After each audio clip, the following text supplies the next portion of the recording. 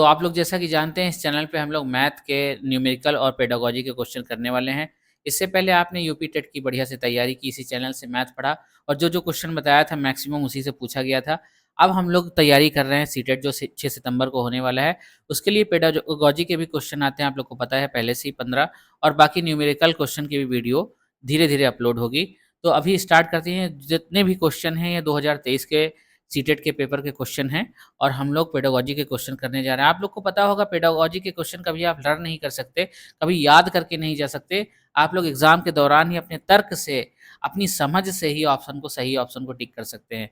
तो आइए कैसे सोच डेवलप होनी है, कैसे ऑप्शन को रिजेक्ट करना है, 4 ऑप्शन में से कैसे किसी को या 3 ऑप्शन को कैसे रिजेक्ट करना है, आइए ये सब सीखते हैं इस वीडियो में। वीडियो को देखते रहें, धीरे-धीरे आपके अंदर एक डेवलपमेंट हो जाएगा इस बात का कि आप ऑप्शन को रिजेक्ट करना जान जाएँगे। हिंदी बहुत ही अच्छी लेवल की इसमें रहती है। हिंदी मतलब हिंदी के वर्ड बड़े अच्छे लेवल के रहते हैं, उसको भी आप धीरे-धीरे सीख जाएँगे। तो आइए स्टार्ट करते हैं, क्वेश्चन देखते हैं क्या है। और स्टार्टिंग में बहुत प्रॉब्लम होती है, उसके बाद जब वर्ड रिपीट होने लगते हैं, हिंदी के जो कठिन-कठिन है, उसके बाद थोड़ा आसान हो जाता है। तो आइए स्टार्ट करते हैं, पहला क्वेश्चन अब देखिए क्या है। निम्नलिखित में कौन से कथन गणित की प्रकृति के बारे में सबसे उपयुक्त है? ठीक है, गणित की तो आइए देखिए लॉजिक से समझते हैं। ये बच्चों को सृजनात्मक बनाने में सहायता करता है, सही लग रहा है। ये बच्चे की कल्पना को पोषित करने में सहायता करता है, सही बात है। इससे बच्चे जो हैं वो कल्पना इमेजिन कर सकते हैं, सोच सकते हैं। ये निगमनात्मक विवेचन तर्क पर आधारित है, बिल्कुल सही है। मैथ जो है लॉजिकल ही होता है, ये अभिसारी होता है। अभिसारी का मतलब फिज़िक्स से हमने पढ़ा है अभिसारी, जहाँ पे एक जगह पे आके कोई चीज़ मिल जाए, नैरो हो जाए, बंद हो जाए। तो ऐसा तो नहीं है, मैथ पढ़ने से तो विस्तार होता है, लोग दूर-दूर लंबा सोचना स्टार्ट कर देते हैं बच्चे। तो ये तर्क मुझे गलत लग रहा है, ये वाला गलत लग रहा है। तो ए, बी, सी और सही है। और देखिए सही उत्तर ए, बी, सी है। ए, बी, सी मतलब सही विकल्प कौन-सा है? विकल्प पहला वाला सही है। ये तीनों सही स्टेटमेंट है, ये और ये। ठीक? तो अगर दूसरा, तीसरा, चौथा गलत कैसा है, आप लोग वीडियो को पॉज़ करके देख भी सकते हैं, समझ सकते हैं, इसको पढ़ सकते हैं। आइए चलते हैं अगले सवाल की तरफ जिससे कि वीडियो ज़्यादा लंबा ना हो। अगर आप लोग को तर्क देखना है कि गलत कैसे हो गया तो भी आप लोग देख सकते हैं। तो अगला क्वेश्चन देखिए क्या है? बच्चों में देखिए सवाल को समझना बहुत ज़रूरी है, तभी चारों ऑप्शन को कर पाएँगे। बच्चों में गणितीय अभिरुचि को विकसित करने के लिए एक अध्यापिका निम्नलिखित गतिविधियाँ अपनी कक्षा में करवाती है। मतलब कोई एक्टिविटी कोई मैडम है, करवा रही हैं अपनी कक्षा में कि बच्चों में मैथ का इंटरेस्ट आ जाए। इनमें से वो चुनिए जो उनके उद्देश्य को पूरा करने में प्रभावी नहीं है। ध्यान रहे प्रभावी नहीं है, ठीक? तो पहला वो हमेशा उस विद्यार्थी की प्रशंसा करती हैं जो कक्षा में सशास्त्र परीक्षा में सबसे अधिक अंक प्राप्त करता है करती है। तो भैया आपके क्लास में कोई बच्चा है जो खूब अच्छे नंबर ला रहा है, उसकी खूब आप तारीफ़ कर रहे हैं और जो अच्छे नंबर नहीं ला रहा है, उसकी तारीफ़ नहीं कर रहे हैं, तो ये मुझे गलत लग रहा है। ये प्रभावी नहीं है, ये प्रभावी नहीं है। अगला पढ़ते हैं, वो बच्चों को भारतीय गणितज्ञों और उनके योगदानों का वीडियो दिखाती है। हाँ, इससे बहुत अच्छी बात है, इससे जो बच्चे हैं उनमें डेवलप होगा कि अरे हाँ, हम भी ऐसा कर सकते हैं। वो कक्षा में गणितीय पहेलियाँ और जादुई वर्ग ये भी बहुत अच्छा है। गणित की पहेली देंगे तो इंटरेस्ट आएगा बच्चों को कि गणित भी इंटरेस्टिंग सब्जेक्ट है। उन्होंने अपनी कक्षा में गणितीय कोना बनाया जहाँ पर विद्यार्थी विभिन्न गणितीय गतिविधियाँ कर सकते हैं, बहुत अच्छी बात है। मैथ को सब लोग इंटरेस्ट बनाने के लिए ये भी कर सकते हैं, लेकिन उसी बच्चे की तारीफ़ करो जिसके अच्छे नंबर आ रहे हैं, ये अच्छी चीज़ नहीं है। तो इसमें प्रभावी नहीं वाला ऑप्शन हमको ढूँढना था, प्रभावी नहीं है। तो ये वाला जो ऑप्शन है प्रभावी नहीं है, मतलब ये प्रभावी नहीं है औ सही उत्तर ये है। बाकी अगर आप लोग पढ़ना चाहते हैं और डिटेल में तो देखिए, ये पूरा दिया है सही विस्तार से कि 2-3 की व्याख्या क्यों नहीं हो सकते हैं, आप लोग इसको भी पढ़ लीजिए वीडियो को पॉज़ करके। तो आइए अगला क्वेश्चन करते हैं, हम लोग समझने की कोशिश करते हैं कि ये क्या है। तो धीरे-धीरे क्वेश्चन करते-करते आप में ज़रूरी 100% ये ज़रूर डेवलप हो जाएगा कि आप क्वेश्चन को काटना कि ये उत्तर सही नहीं हो सकता है, ये आप जान लेंगे। निम्नलिखित कथनों में कौन-सा सही नहीं है? सही नहीं, ऐसे क्वेश्चन तो बहुत पूछे जा रहे हैं, सही नहीं है। विद्यार्थियों की त्रुटियाँ मतलब कमियाँ उनको सोचने की प्रक्रिया के बारे में जानकारी देती है। ठीक, विद्यार्थियों में जो कमियाँ हैं, उनकी सोचने की चिंतन के बारे में जानकारी देते हैं। आगे देखते हैं। गणित में त्रुटियाँ अधिगम का हिस्सा होती हैं। एकदम सही है, अधिगम मतलब लर्निंग। जो बच्चे गणित में या किसी भी सब्जेक्ट में गलती कर रहे हैं, तो इसका मतलब लर्निंग है। लर्निंग गलती करना है, कोई गलत बात नहीं है। स्टार्टिंग में अगर आप सीख रहे होते हैं, तो गलती करने का चांस अच्छा है। ये लर्निंग का एक प्रोसेस है गलती करना।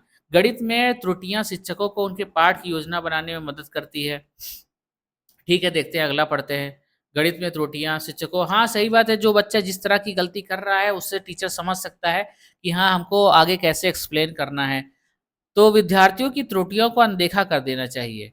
ये कुछ बात जो है सही लग नहीं रही है। त्रुटियों की ओर इशारा उनको प्रेरणाहीन करेगा। नहीं, किसी की गलती, स्टूडेंट की आप गलती बताएँगे तो ऐसा नहीं है कि आप उनको उनको कमतर दिखा रहे हैं, उनको कम बताने लगेंगे, बल्कि गलती करेंगे तो उसको सुधारेंगे भी तो सुधारा जा सकता है। तो ये वाला जो ऑप्शन है ये सही नहीं है। गलतियों को अनदेखा स्टूडेंट की तो नहीं करना चाहिए। ठीक? तो ये वाला स्टेटमेंट जो है वो सही नहीं है। सही उत्तर कौन-सा है? 4। आप लोग ये देख सकते हैं, इसको पढ़ सकते हैं और पूरा कौन-कौन सा जो ऑप्शन तीनों ये बिल्कुल सत्य हैं, वो भी दिया गया है इस पीडीएफ में आपको। तो देखिए आप लोग पढ़िए, वीडियो को पॉज़ करके देख सकते हैं। आइए क्वेश्चन नंबर 4 की ओर बढ़ते हैं। आकलन के बारे में निम्नलिखित में कौन-सा कथन सही नहीं है? फिर से सही नहीं है वाला आया। मानक संदर्भित, मानक संदर्भित क्या होता है? आइए देखते हैं ज़रा। मानक संदर्भित आकलन, ठीक, छात्राओं की आपस में तुलना करने। मानक संदर्भित आकलन क्या होती है? स्टूडेंट में कॉम्पिटिशन जिसकी बात कहा जाता है आकलन, ठीक? और मानदंड संदर्भित ये क्या होता है आकलन? ये किसी एक स्टूडेंट की तुलना नहीं किया जा सकता है, इसका मतलब स्टूडेंट अपने लक्ष्य में पास हुआ कि नहीं हुआ। तो विद्यार्थी के अधिगम में निपुणता का मूल्यांकन करना है, ये भी सही है। मानदंड संदर्भित आकलन नैदानिक परीक्षण का उपचारात्मक शिक्षण में उपयोगी है, ये भी सही है, आप लोग इसमें पढ़ सकते हैं। तो इसमें सही उत्तर कौन-सा दिखा रहा है? ये वाला सही नहीं है, मतलब ये कथन सत्य नहीं है। मानक संदर्भित आकलन नैदानिक परीक्षण और उपचारात्मक शिक्षण में उपयोगी है। आइए देखते हैं। मानक संदर्भित आकलन छात्रों की आपस में तुलना करके उन्हें रैंक या प्रतिशत देने के लिए होता है। ये कभी भी छात्रों के विशिष्ट कमियों को पहचानने या उन्हें दूर करने में उपयोगी नहीं हो सकता है। सिर्फ ये नंबर, ये जो आपस में तुलना हो सकती है मानक संदर्भित से, आपस में तुलना की उसके परसेंट ज़्यादा आए कम आए, लेकिन ये इनको नैतिकता या फिर उपचारात्मक में उपयोग नहीं होता है मानक संदर्भित आकलन। ठीक, तो आइए अगले सवाल की ओर बढ़ते हैं। गणितीय अधिगम सामग्री, ठीक, मतलब कि सामग्री टीएलएम, टीचिंग लर्निंग मेथड, ठीक, टीएलएम गणितीय अधिगम सामग्री सूत्र के प्रदर्शन में शिक्षकों की मदद करती है, स्वतः अधिगम में विद्यार्थियों की मदद करती है, निर्देश देने में शिक्षकों की मदद करती है, कक्षा में अधिगम वातावरण का निर्माण करने में मदद कर। अधिगम मतलब होता है भैया लर्निंग, लर्निंग। तो इसमें देखते हैं सूत्र के प्रदर्शन में शिक्षकों की मदद, ऐसा तो भैया नहीं है कि सूत्र का प्रदर्शन ही कर रहे हैं उससे, ठीक। और भी बहुत सारी चीज़ें हैं, स्वतः अधिगम में विद्यार्थियों की मदद करती है, बिल्कुल। जो बच्चे खुद से सेल्फ स्टडी करते हैं, देखिए क्या लिखा है, गणितीय अधिगम सामग्री बाल केंद्रित शिक्षा का उपकरण, ये बच्चों को स्वयं सामग्री के साथ जोड़कर स्वतः अधिगम का अवसर देती है, मतलब खुद से भी सीख सकते हैं, ठीक। और कक्षा में भयमुक्त व खोजी अधिगम वातावरण बनाती है। डी, खोजी वातावरण मतलब कि बच्चे नई-नई चीज़ डिस्कवर कर सकते हैं। कक्षा में अधिगम वातावरण निर्माण में मदद करती है और स्वतः अधिगम में विद्यार्थियों की मदद करती है। ये दोनों स्टेटमेंट सही हैं। निर्देश देने में शिक्षकों की, ये शिक्षकों की मदद नहीं करती है। तो ऑप्शन बी और डी सही है, मतलब थर्ड वाला जो है वो सही है। क्यों सही है ये आप नीचे ये पढ़ भी सकते हैं। एक्सप्लेन किया गया है एकदम क्लियरली, तो आप लोग देखें और इसको समझें। अगला जो है वो है राष्ट्रीय शिक्षा नीति जो अभी चल रही है, नेप नेशनल एजुकेशन पॉलिसी 2020 के अनुसार देश भर में विभिन्न विषयों में ओलंपियाड और प्रतियोगिताएं क्या होंगी? सरल, सरल, और अगला है हतोत्साहित तो हो ही नहीं सकता, प्रतियोगिताएं कम तो हो ही नहीं सकती, सरल आसान भी नहीं होंगी, मजबूत होंगी। ओलंपियाड और प्रतियोगिताएं मजबूत होंगी। नेप के अनुसार बहुत सारे ओलंपियाड और कंपटीशन कराए जा रहे हैं, इससे क्या होगी, जो विश्व में ओलंपियाड और प्रतियोगिताएं क्या होंगी, मजबूत होंगी। सबसे सही ऑप्शन यही लग रहा है, मजबूत वाला, ठीक। विकल्प भी आप लोग पढ़ सकते हैं अगर चाहें तो स्क्रीन को रोक कर। तो आइए अगला जो है वो करते हैं क्वेश्चन। क्वेश्चन नंबर 7 की तरफ बढ़ते हैं। अधिक, कम, लंबा, छोटा, दूर, समीप, बड़ा, छोटा आदि अवधारणाएं ये क्या हैं? ये तुलना के लिए अस्पष्ट नहीं है, तुलना के लिए अस्पष्ट तो है नहीं, साफ-साफ स्पष्ट है। अधिक, कम, कुछ ज़्यादा है, कम है, तुलना कर, लंबा, छोटा, ये भी तुलना कर। विलोम शब्द हैं जो गणित सीखने के लिए आवश्यक नहीं है। ठीक है, विलोम शब्द हैं, ठीक है, अच्छी बात है, विलोम शब्द हैं। गणित सीखने के लिए आवश्यक नहीं है, ऐसा नहीं है। बड़ा, छोटा है, गणित में इस्तेमाल होता है। ठीक? और सीधे शब्दों में अंग्रेजी भाषा विश्लेषण है, ये भी नहीं है। महत्वपूर्ण पूर्व संख्याएँ, प्री नंबर्स अवधारणाएँ हैं। मतलब पूर्व प्री नंबर्स क्या होते हैं? जब बच्चों को स्टार्ट किया जाता है पढ़ाना, तो सीधे ही नहीं कि 1, 2, 3, 4 पढ़ाने लगे, उनको शेप दिखाया जाता है कि ये छोटा शेप है, ये बड़ा शेप है। इससे गणित की जो तर्क शक्ति है, वो जागृत होती है बच्चों में। लंबा-छोटा कंपैरिज़न करना सिखाया जाता है, दूर-पास, इससे भी कंपैरिज़न सिखाया जाता है। इससे पहले कि नंबर के बारे में सिखाया जाए। तो ऑप्शन जो 4 है वो सही है, पूर्व संख्या अवधारणाएँ हैं।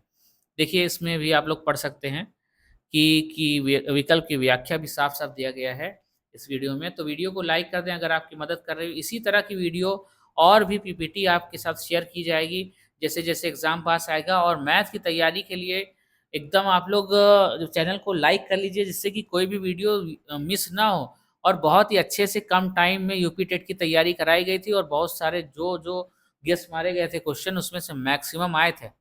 तो इसलिए अगर आप मैथ का पेपर अच्छा करना चाहते हैं सीटेट में, चाहे जूनियर हो, चाहे प्राइमरी हो, लेकिन हिंदी मीडियम में, तो आप लोग चैनल को लाइक कर दें, चैनल को सब्सक्राइब कर लें और वीडियो को लाइक कर दें और लोगों में शेयर कर दें जो तैयारी कर रहे हों। आइए समय ना व्यर्थ करते हुए अगले क्वेश्चन की तरफ बढ़ते हैं।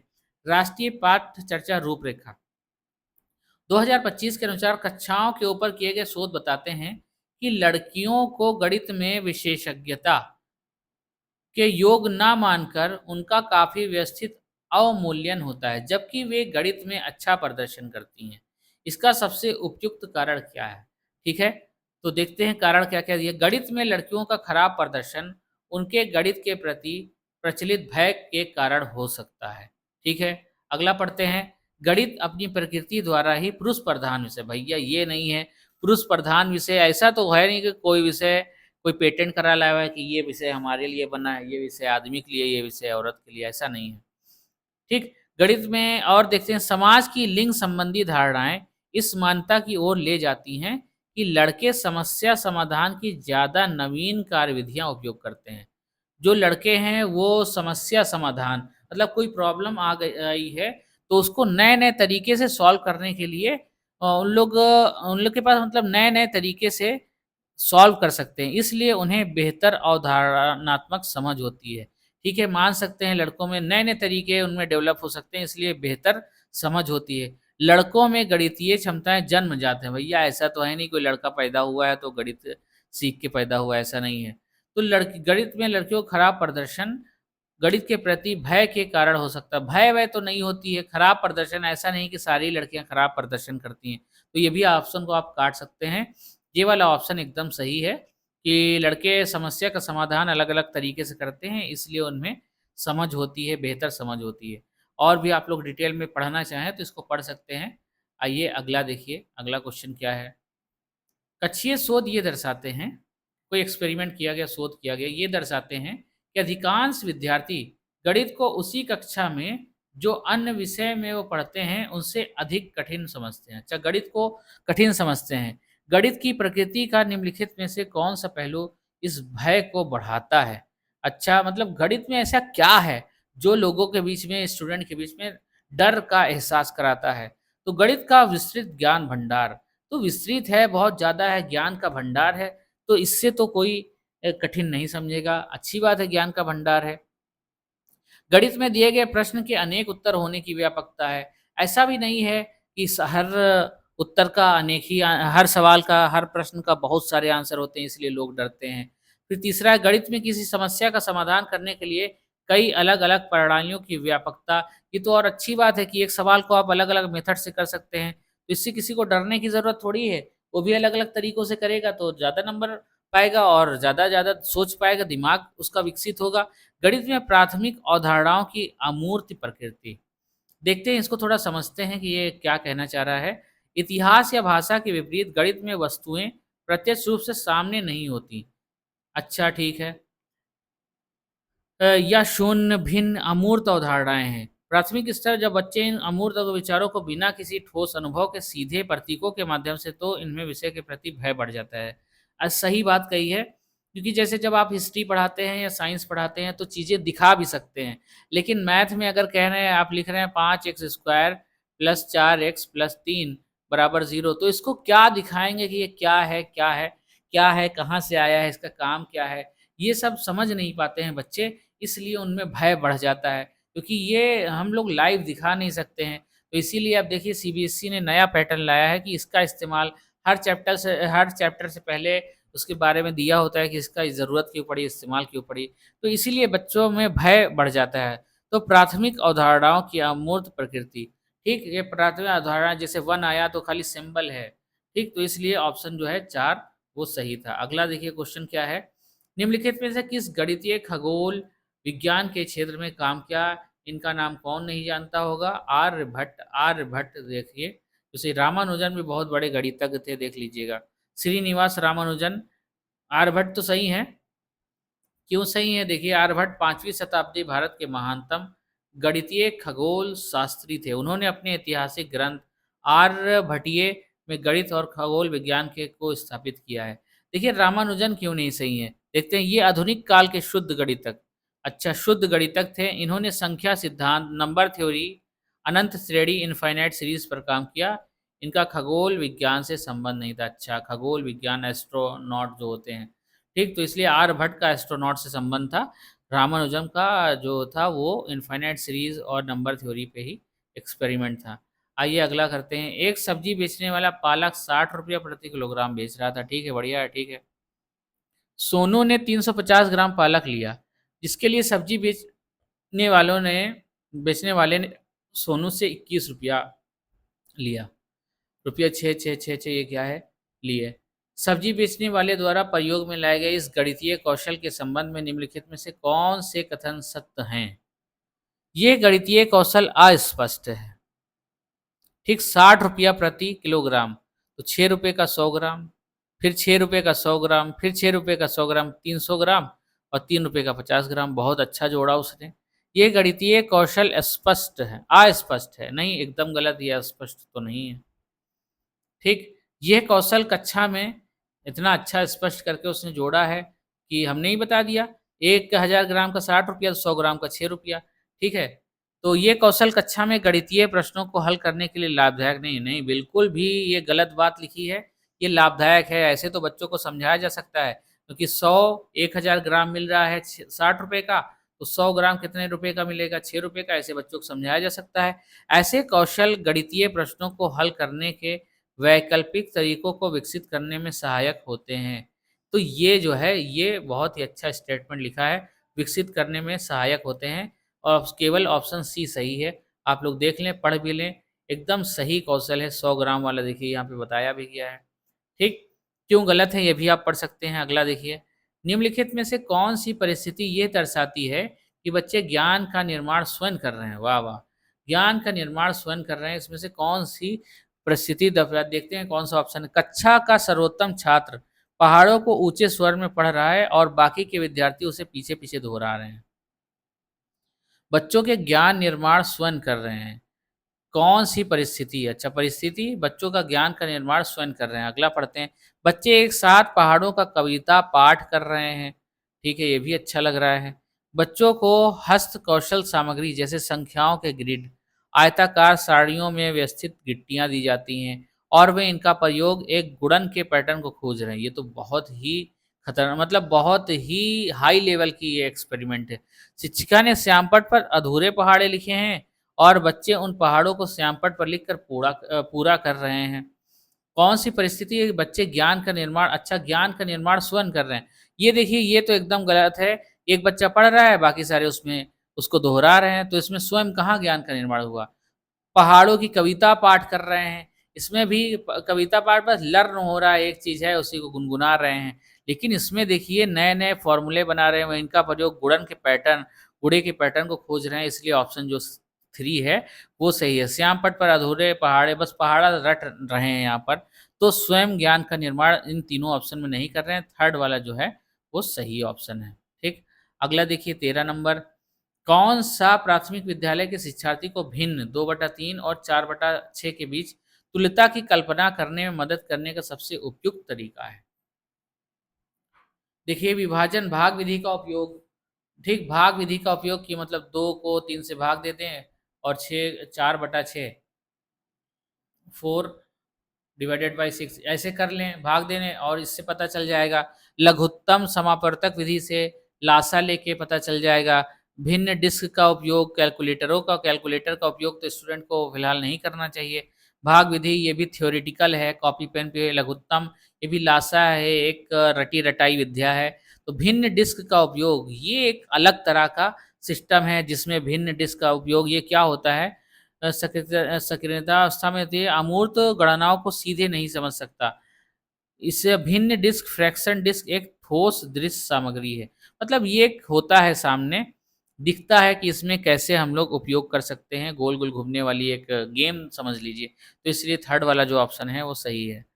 ठीक, अगला देखिए 14, एक शिक्षिका गणित कक्षा में रोल प्ले भूमिका निर्वाह विधि का उपयोग करती है, उसका उद्देश्य क्या है? बच्चों को व्यस्त रखना, विचारों का बहिर्वेशन, बच्चों का मनोरंजन और अनुशासन बनाए रखना। अनुशासन बनाए रखना ठीक है। सबसे अच्छा जो ऑप्शन है उसका उद्देश्य क्या है? कक्षा में रोल प्ले विधि का उपयोग करती है। रोल प्ले विधि क्या होती है? जैसे दुकान का नाटक करते जोड़-घटाव सीखना। हाँ, ठीक है। जैसे मान लीजिए ये एक हाइपोथेटिकल क्लास में ही एक दुकानदार, किसी लड़के को दुकानदार बना दिया गया। ठीक? इससे बच्चे किताबी दुनिया से बाहर निकल कर कुछ सीख सकते हैं कि हाँ, दुकानदार कैसे जोड़ता घटाता है। विचारों का बहिर्वेशन हो रहा है। दुनिया से बाहर निकलकर अपने विचारों और गणितीय ज्ञान को वास्तविक परिस्थितियों पर लागू होने का अवसर देता है। इससे शिक्षा शास्त्र में विचारों का बहिर्वेशन, एक्सप्लॉइटेशन ऑफ आइडिया कहा जा सकता है। इससे बच्चा सीखे गए ज्ञान को नए संदर्भ में विस्तार करता है। ठीक है, रोल प्ले से जैसे मान लीजिए कभी दुकानदार बन गया, कभी बैंक वाला बन गया। इससे बच्चों का मनोरंजन ठीक है, सबसे अच्छा उद्देश्य उनका क्या होना चाहिए? मनोरंजन तो हो ही रहा है, अनुशासन भी है, डिसिप्लिन है बच्चे। व्यस्त भी हैं, लेकिन सबसे अच्छा विचारों का बहिर्वेशन हो रहा है, जो अपने आइडियाज़ शेयर कर रहे हैं बच्चे और टीचर मिलके। तो अगला जो सवाल है वो देखते हैं क्या है? संख्या का बोध विकसित करने में उपकरण, सबिटाइज़िंग एक महत्वपूर्ण भूमिका निभाती है। निम्नलिखित में कौन-सा उदाहरण है जो विद्यार्थी में उपकरण के कौशल का प्रदर्शन कराता है? विद्यार्थी संख्या 6 की पहचान 5 में 1 जोड़ने के रूप में करता है। विद्यार्थी एक पासा उछालता है और बिना बिंदुओं डॉट्स को गिने ये बताने में सक्षम है कि ये 4 हैं। विद्यार्थी संख्या 4 की पहचान 5 में से 1 निकालने के रूप में करता है। विद्यार्थी संख्या 5 की पहचान 4 के एक प्रावर्ती के रूप, ये सब थ्योरेटिकल हैं, ये सब थ्योरेटिकल हैं। कॉपी पेन पे किया जा सकता है 5 माइनस 1 बराबर 4 या फिर 6 माइनस 1 बराबर 5। तो ये सब थ्योरेटिकल हैं, जोड़, घटाव, गुणा, भाग ऐसे कॉपी पेन पे किया जा रहा है। लेकिन ये वाला जो है एक पासा उछालता है और बिना गिने देख के बता देता है, इतना स्मार्ट हो चुका है कि वो देख के बता दे रहा है। तो ऑप्शन नंबर 2 है, वो सही है, ठीक है? तो ये थे 15 क्वेश्चन सॉल्व किए। अगर आपको ये पीडीएफ चाहिए, तो मेरे टेलीग्राम चैनल को माफ़ करिएगा, मेरे व्हाट्सएप चैनल को आप फॉलो कर लें और आने वाली पीडीएफ जितनी भी हैं, जितने भी ईयर में पेडागोजी के क्वेश्चन हैं, मैथमेटिक्स पेडागोजी के, आप लोग को मिलते रहेंगे इसी तरह से। उसमें जो ऑप्शन गलत हैं, उसको भी हमने एक्सप्लेन किया है अपनी पीडीएफ में। तो आप लोग देखें और समझें। और इस वीडियो में इतना ही। अगर वीडियो अच्छी लगी हो तो लाइक कर दें, मेरे चैनल को सब्सक्राइब कर लें, क्योंकि आने वाले टाइम में इसी तरह से एकदम अच्छे से एक्सप्लेनेशन के साथ तैयारी कराई जा रही है। मेरा नाम है आतिफ़ खान, आप देख रहे थे math lab channel. Thank you.